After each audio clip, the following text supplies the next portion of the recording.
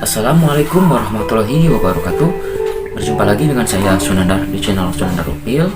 Pada kesempatan kali ini saya akan berbagi pengalaman mengenai cara membangun channel YouTube. Tetapi sebelum lanjut ke pembahasan, silahkan tekan subscribe, like, dan loncengnya agar channel ini makin berkembang dan dapat memberikan manfaat dan info menarik kepada yang lainnya. Jadi sebenarnya teman-teman, untuk membangun channel YouTube ini bisa dikatakan susah-susah gampang. Kenapa bisa dikatakan susah-susah gampang? Dikarenakan bisa dikatakan susah kalau misalkan kita tidak punya niat yang bulat untuk membangun channel. Tetapi bisa dikatakan gampang apabila kita mempunyai niat yang bulat. Kita tidak mempunyai kamera yang bagus, itu tidak menjadi alasan. Kita masih bisa menggunakan kamera handphone, kita bisa pinjam HP teman atau HP saudara untuk merekam video kita. Ada juga yang bertanya kepada saya, baik itu lewat WA ataupun lewat inboxnya Facebook, yang bertanya mengenai, "Bang, kenapa saya ini udah upload video tapi kenapa channel saya sepi?" Pas itu saya lihat channelnya, ternyata baru 10 biji atau 20 biji video. Ya pantas saja teman-teman itu sepi. Pengalaman saya, bisa ramainya itu channel kita ini setelah upload sekitaran 100 video, baru itu ada yang booming. 1 atau 2 biji itu ada yang booming. Jadi jangan baru upload 10 atau 20 video kita sudah mengeluh. Jadi sekarang saya akan membahas 7 cara agar kita bisa membangun channel YouTube kita. Kita langsung saja ya teman-teman ke poin yang pertama. Nah, untuk poin yang pertama yaitu kita harus sering upload video dan mengisi metadata pada video kita. Nah, ini akan menjadikan YouTube akan menilai channel kita ini serius untuk membangun channel kalau misalkan kita sering upload video.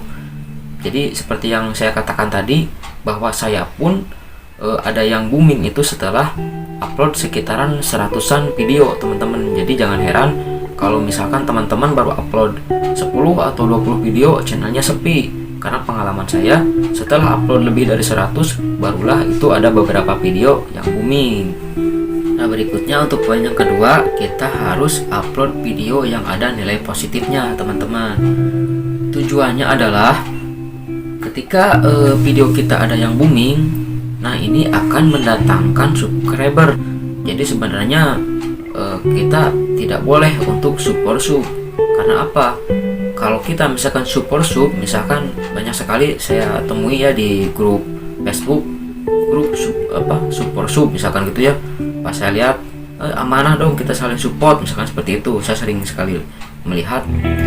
Pengalaman saya teman-teman, kalau misalkan kita super sub dengan orang, mereka ini tidak akan peduli dengan video kita. Ketika kita upload video baru, orang yang hasil super sub, mereka ini tidak akan melihat video kita. Mungkin mereka hanya mengejar target yang 1000 subscriber itu. Tetapi itu sangatlah salah besar. Karena ketika kita akan peninjauan monetisasi, nah ini akan dilihat oleh YouTube. Hasil ini, adanya subscriber ini hasil lewat apa? Karena mereka ini pintar teman-teman. Misalkan dari hasil eksternal yang tadi Facebook itu ya, itu akan, wah ini tidak sah. Makanya tidak heran waktu pengalaman saya dulu, pas waktunya mau dimonetize, itu ngedadak subscriber saya itu hilang sampai ratusan. Akhirnya saya harus nunggu lagi untuk mengejar 1000 subscriber. Ini pengalaman saya pribadi, tapi mungkin pengalaman teman-teman ada yang berbeda. Silahkan isi di kolom komentar. Nah, kemudian untuk berikutnya poin yang ketiga, buatlah konten yang original. Nah, ini sangat penting teman-teman, karena kalau misalkan kita membuat konten yang original, ini akan menjauhkan kita dari beberapa masalah, seperti contohnya klaim hak cipta dan juga klaim konten berulang. Jadi pengalaman saya dulu, saya pernah mengalami yang pertama, yang pernah saya sebutkan di video-video saya sebelumnya, saya pernah ngalamin yang namanya klaim hak cipta dan juga klaim audio video. Jadi saya pernah ngalamin klaim hak cipta, dan juga saya pernah mengalami konten berulang. Atau jadi saya pernah ngalamin konten berulang ini. Yang paling menyakitkan adalah konten berulang. Kenapa saya bilang paling menyakitkan? Karena channel kita ini sudah dimonetize nih teman-teman, sudah dimonetize, sudah ada penghasilannya. Ketika kita upload video yang sama dengan orang lain, yaitu hasil reupload, walaupun itu diperbolehkan oleh channel orang, tapi akhirnya pihak YouTube tidak suka dan akhirnya iklan kita dihentikan teman-teman, dan harus mengajukan banding lagi, itu sekitar 1 bulan teman-teman. Nah akhirnya kita pun terpaksa harus menghapus video-video kita teman-teman. Jadi YouTube tidak menyebutkan bahwa video mana nih yang ada konten berulangnya. Mereka hanya mengatakan bahwa channel saya ini melanggar peraturan YouTube, yaitu konten berulang, tidak menyebutkan video yang mana gitu. Akhirnya saya hapus video-video saya, beberapa video saya hapus, dan akhirnya channel saya kembali sepi teman-teman. Nah ramainya lagi setelah saya upload video sekitar lebih dari 100, baru ada yang booming lagi teman-teman.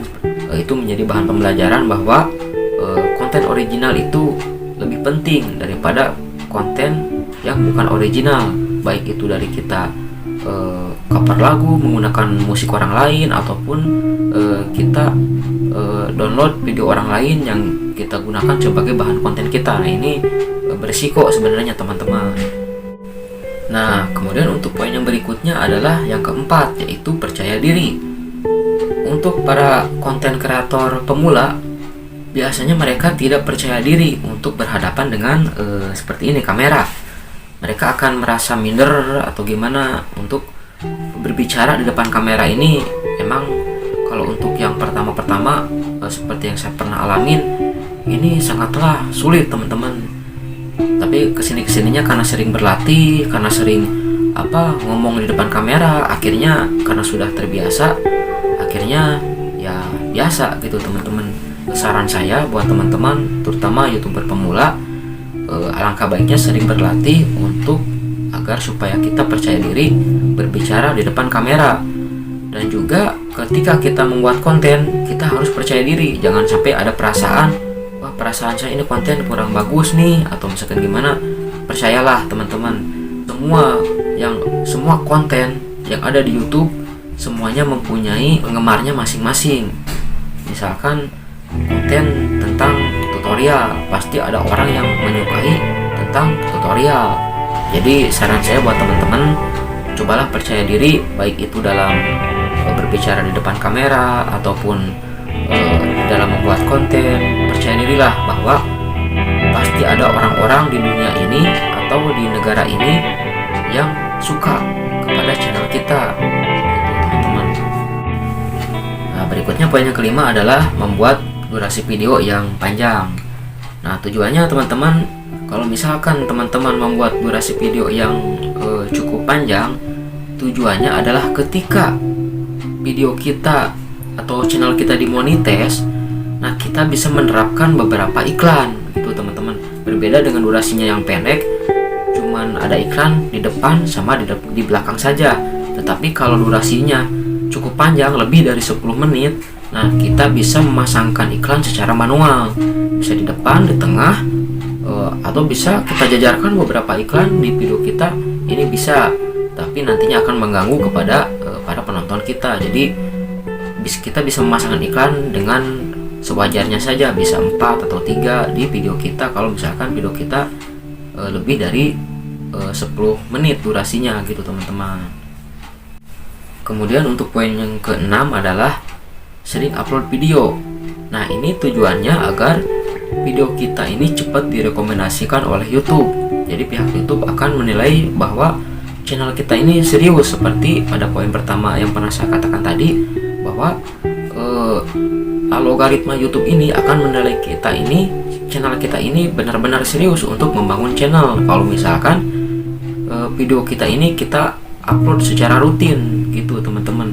Seperti yang saya katakan tadi, bahwa channel ini pun bisa ada yang booming setelah saya upload lebih dari 100-an video gitu teman-teman. Jadi buat teman-teman yang channelnya masih ada beberapa puluh video atau beberapa biji video, jangan dulu mengeluh bahwa kok channel saya sepi. Nah, ini pengalaman pribadi saya, channel ini pun ada yang booming setelah saya upload lebih dari 100 video.